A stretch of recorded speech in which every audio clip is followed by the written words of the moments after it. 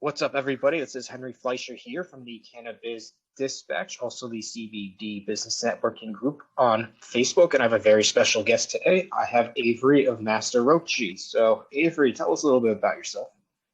Well, hello. I'm located in Indiana. We are starting a CBD business at this time. We're not manufacturing, but we will be packaging and putting out our own brand of different tinctures, extracts. Our thing is we're going to be adding botanicals in with our tinctures. We're really focused on the medicinal side of the CBD. Oh, wow. And you mentioned, too, that when is the launch date, too? Our launch date, we're finishing up a few of the legal things right now, but we're hoping to launch sometime around the end of June or beginning of July. Oh, right in time for the summer. That's what we're hoping. I've already talked to a couple of retailers, and we don't even have product yet. And I have two retailers that are ready to take our product. Oh, yeah, that's awesome, too. I think if you got it on 4th of July, I think that would be the most American thing. Declaration was written on hemp. Well, certainly. Yeah. So what was it that triggered you to start the business, too?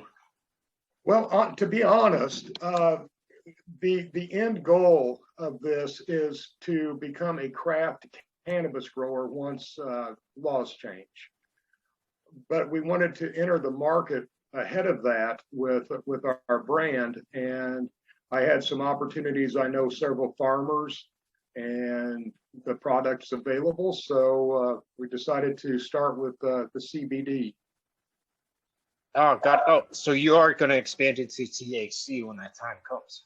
That is our long-term plan. Yes, to open up a perpetual craft grow operation. Oh, yeah. And what challenges do you expect to face as soon as you launch as well, too, based off your talks with people in the industry? I'm sorry, could you repeat that? So I know, like in the industry, a lot of business owners face challenges. So out of all the business owners you've spoken with, which challenge do you feel like, hey, you want to tackle first in that? I think looking at it, probably compliance as far as the business area is going to be the toughest part at the beginning. I really feel that we have a lot of the other areas covered. I've been fortunate enough to have a lot of people that have given me wisdom and guidance and have helped along the way. We're in the process of putting together our board of advisors with our business plan. Oh, wow. Oh, board of advisors. So yeah, this is awesome. You're taking it. This is a business. Oh yeah. So we're very serious. I've been working on the business plan since January, taking my time, learning what I need to, talking with people, and trying to have a very solid structure when we start. That's why we've been in no hurry to begin. Oh, God. And so from when the product launch occurs, and why would you suggest people give you a try first relative to 3 other businesses just like yours? Well, because we're focused on not only on the medicinal and our botanics to work with the CBD, we also focus on organics, organic growing, the farms that I'm dealing with. Another thing I think that we have going for us, we are local. And it's one of those things, where do you want your medicine coming from? When we do our launches, we're working on a social media campaign with TikTok and Instagram. I have a gentleman in Indianapolis that's going to do the production for me. So we're going to, at the same time we launch our products, we're going to be launching a social media campaign along with that. Oh, well, that kind of answered my next question. I was going to ask you how you're going to use the internet to get more customers. So you covered a little bit about social media. Any other channels as well? Uh, I feel that starting with TikTok and Instagram is a good entry point. If we get a following or something, then we can think of moving on to YouTube. But I think that's just not reasonable at this point in time. Uh, we'll also be putting out slaps and T-shirts. When we do a product rollout at one of the retailers, we're going to do live streaming. So we'll help the retailer and also get our product out. So we're trying to partner with a lot of these retailers. Oh, got it. And looking like 6 months to a year down the line, where would you like to see the business after launch? 6 months, I would be happy if we've expanded into our main target cities. We're not going to go to everybody and ask them to carry our product. We're going to have our retail locations very limited. We're going as a premium brand, and then we'll also do online sales. So who I'm targeting as far as our retailers are those people that are looking to become dispensaries in the future. So we're going to build up our partnership with our CBD, and hopefully that will carry on to the THC end of the business. So anybody who owns a dispensary that's your main target audience?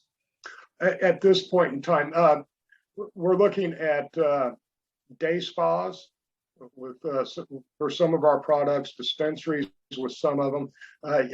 We're hoping to market it not only medicinally but also as HBA, health and beauty.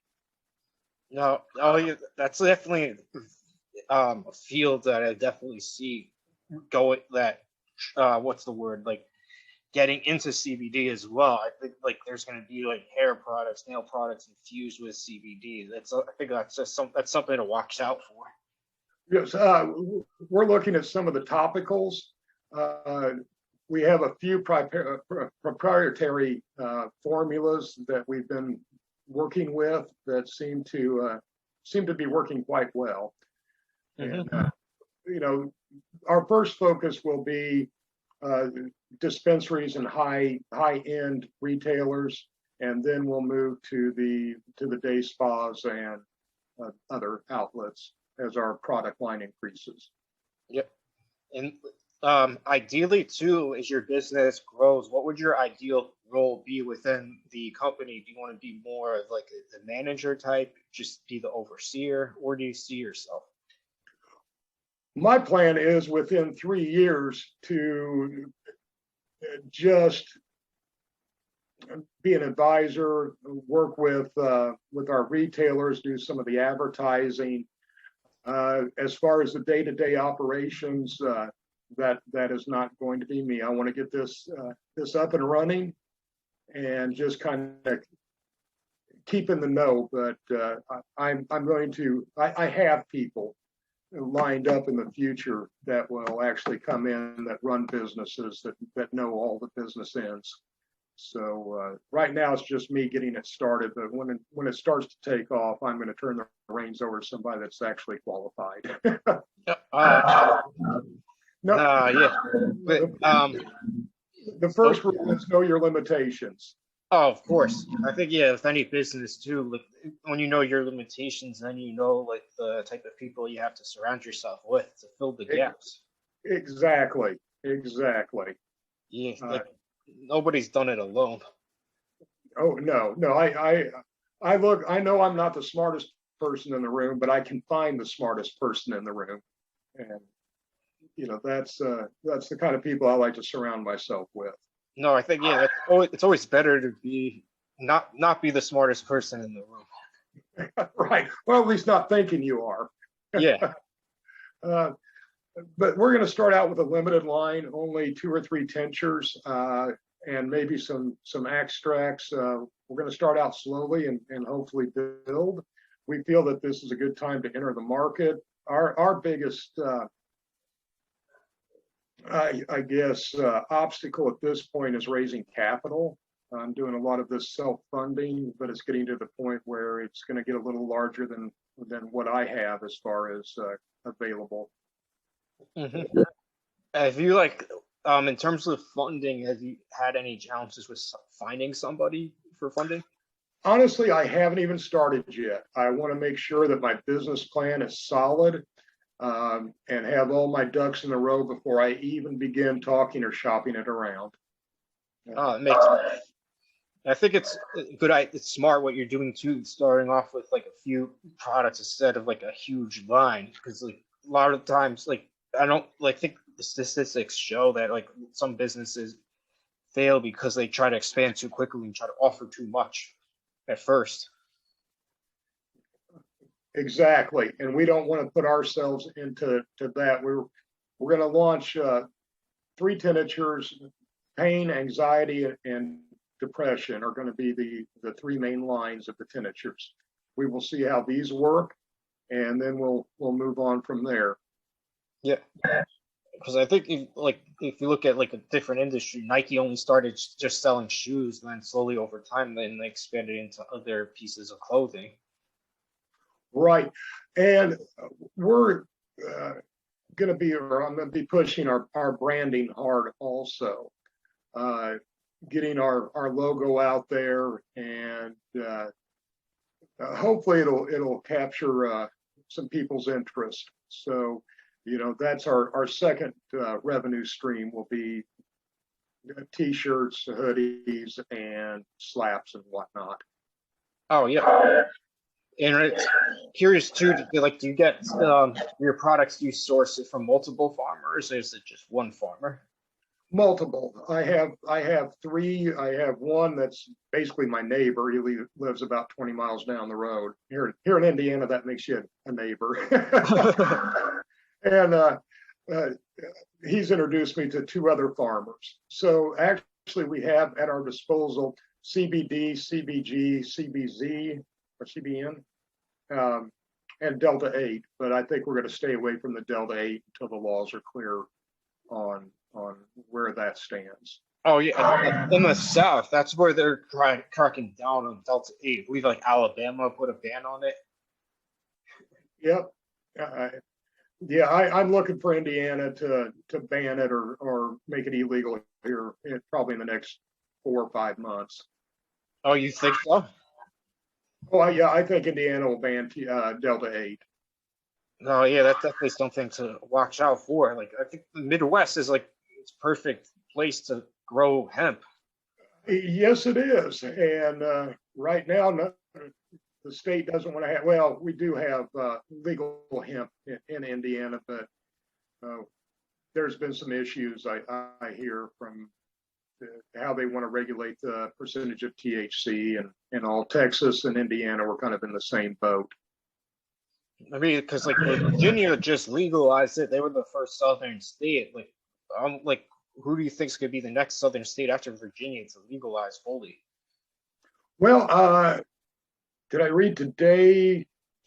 Kansas passed. Somebody just passed a measure today. But I'm looking for probably Minnesota to be next. They're getting very close. I mean, we're surrounded. We're basically, once Kentucky goes, I think Indiana will go. Oh yeah, that's a neighboring state. It's like how that's similar with New York, New Jersey. Like New Jersey passed legalization first, and then New York, not too far away, they followed it as well too. Right, because we have Michigan, we have Ohio, Illinois.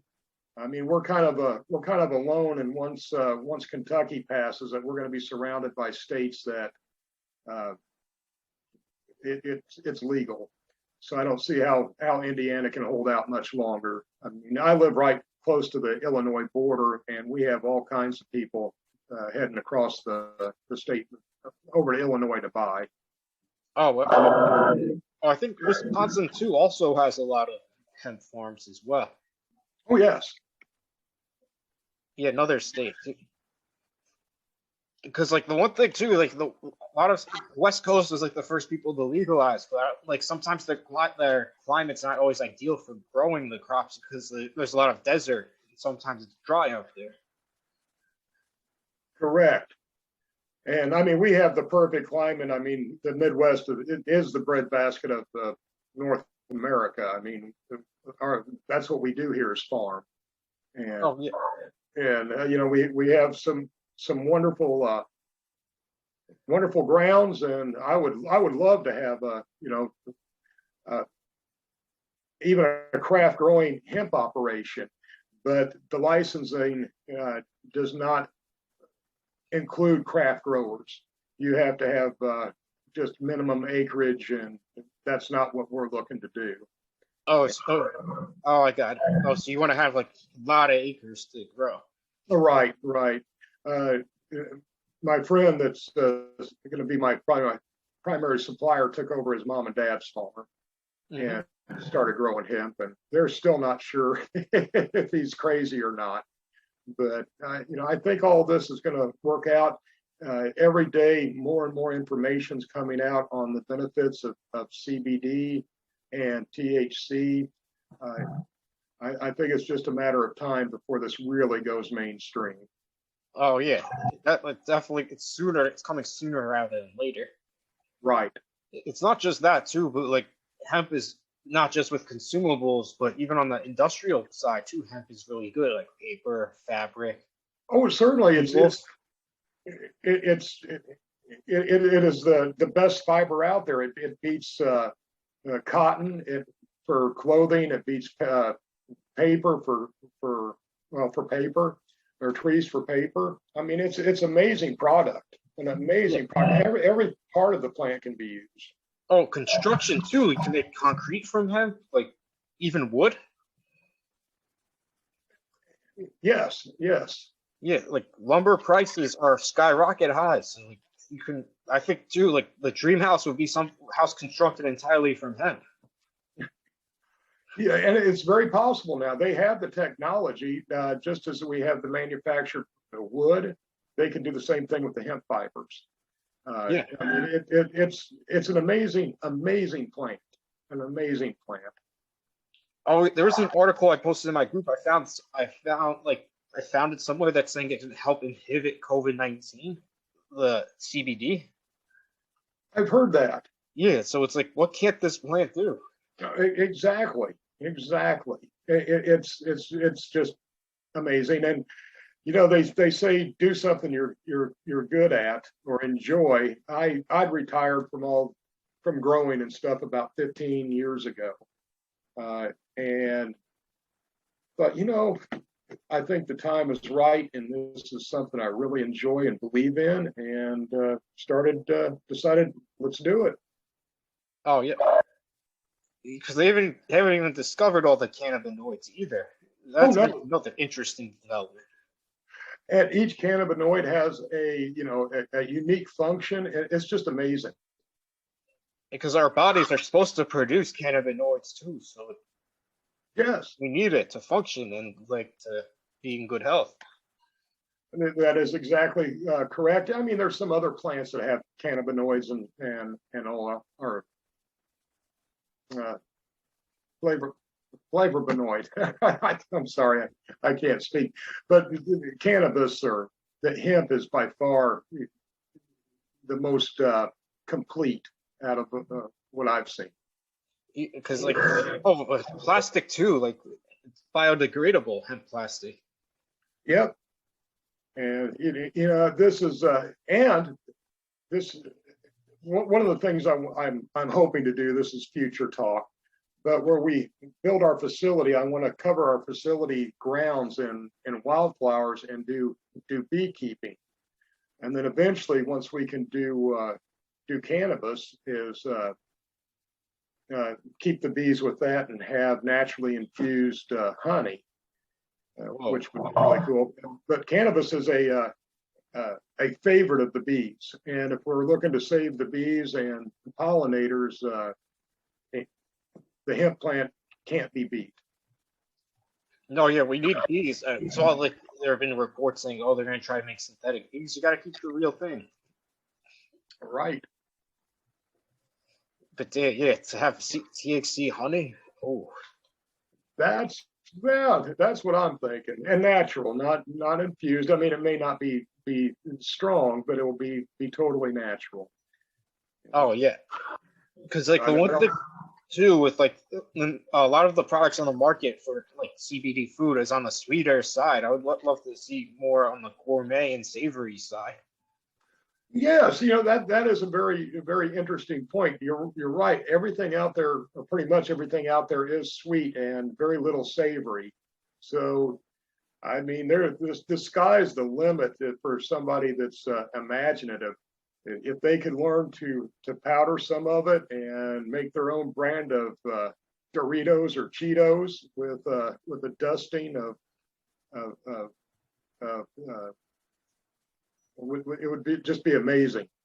Yeah, even too like the, I thought a lot of farms can actually like for tourism they can add a stream saying like, hey, you can come visit our farm and then have like farm to table food with everything infused with THC or CBD, whatever it is.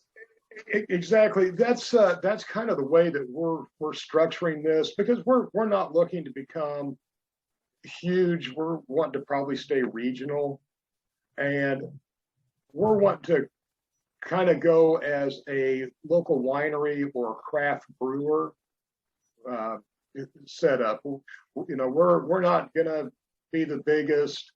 Hopefully, we'll be one of the best out there, but our footprint will be fairly small. And at least that's what I anticipate. If we can make the people in the region or the state happy with our product, then that'll make me happy. Ah, yeah, like that's there's it's limitless with what hemp can do. Right.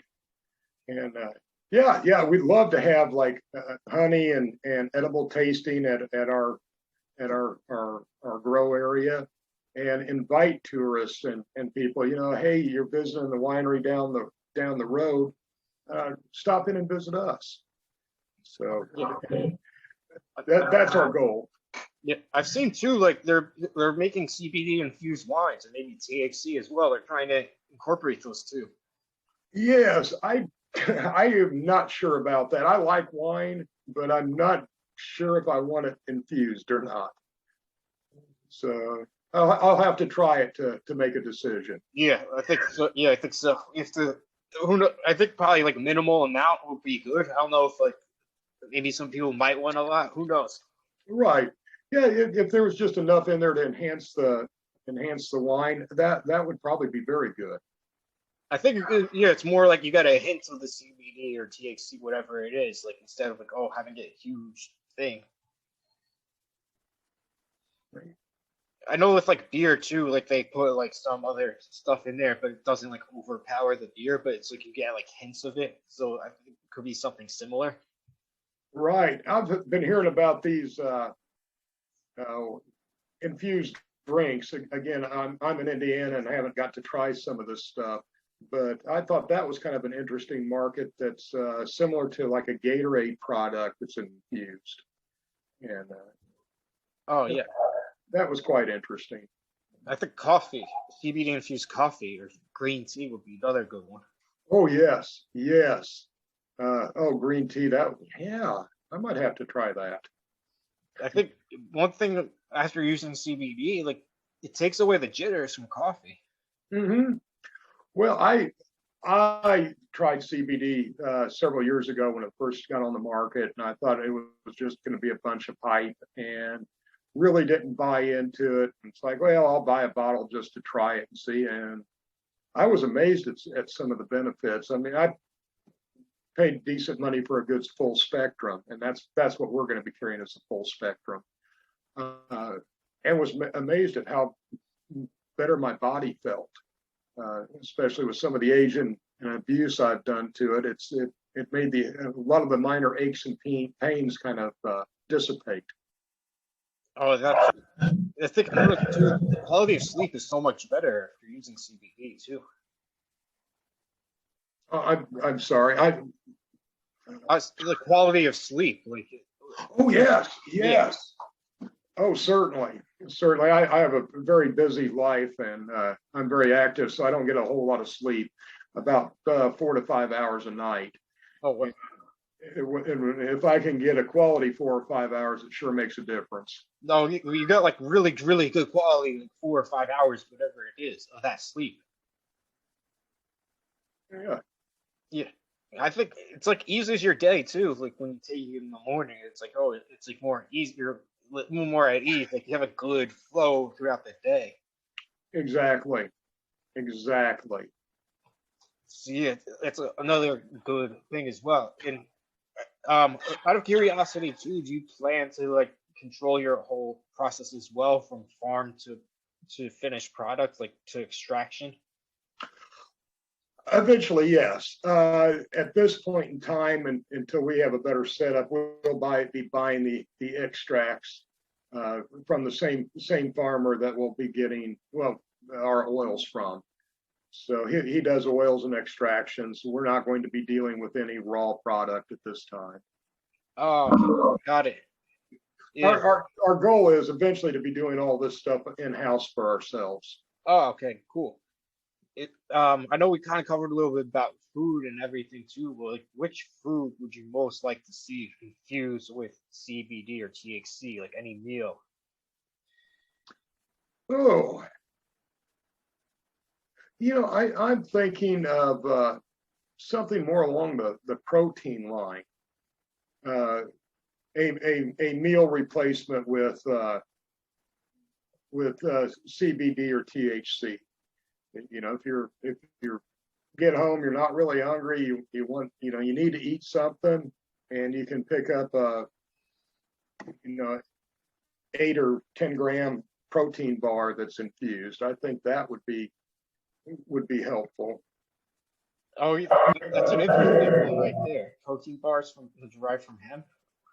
Yes, and and also I know people that work out and they don't like to smoke. They're not real big into some of the sweet edibles because they're watching their diets and their calories and all. So this would be another market to get into with your health conscious individuals. They can also just take the oils or the drinks too if they want the CBD. Exactly. But that's the way they get their protein too, so they can feel good about that and just feel good.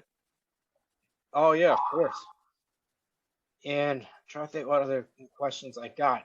So what advice would you give to somebody who's thinking about starting a business in CBD or hemp? I don't know if I'm in the point to give anybody advice. I would say do your homework. Really check to see if this is going to be viable for you, and learn as much as you can before entering into anything.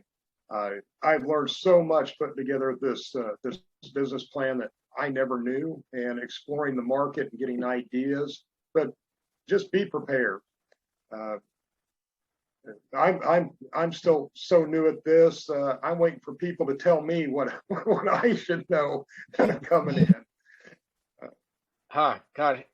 And how can somebody contact you as well too for the business? They can reach me at Master Roachee on Instagram or Facebook, and that's also Master Roachee at Outlook.com. So any of those ways are quite easy to find me. Oh, oh, cool. It was great having you on. And as soon as your product is launching, you're more than welcome to be back on any time with a new product. Yeah, launch. Wonderful. I will keep you updated. Again, we're in the startup phases. Hoping to launch June, July. And it's going to be a fun ride. It already has to this point. I've met some absolutely wonderful people online. I'm a little older, and this technology stuff is new to me, but I'm having a blast learning it and interacting with people. Before I started this, I wasn't really on Instagram or Facebook, and now I see why everybody's carrying on about these. There's some great people out there. Most certainly is. Well, thank you. Well, thank you. You have an absolute wonderful day. You too. Bye. Bye-bye.